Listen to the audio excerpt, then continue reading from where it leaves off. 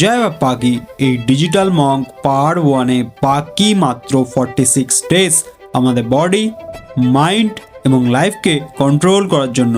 শীতের ওয়েদার এমনই হয়। 3.5 কিলোমিটার রানিং করার পর কিছু অ্যাপস এক্সারসাইজ করলাম, তারপর প্ল্যাঙ্ক, সাইড প্ল্যাঙ্ক এবং আর্ম ট্রেনিং করে 100 দেশি বৈঠক, ফ্রগ জাম্প, ঘুটমা, কার্ডহুইল করার পর ডন এবং দণ্ড মেরে মেডিটেশন করে সকালে ওয়ার্কআউট শেষ করার পর গীতা পাঠ করে কমিউনিকেশন প্র্যাকটিস করে শুরু করলাম evening workout. 1000 skipping, single leg skipping, knee walk, 3 type of power practice করার পর হেড মুভমেন্ট, নাকল হোল্ড এবং রিভার্স হোল্ড করলাম।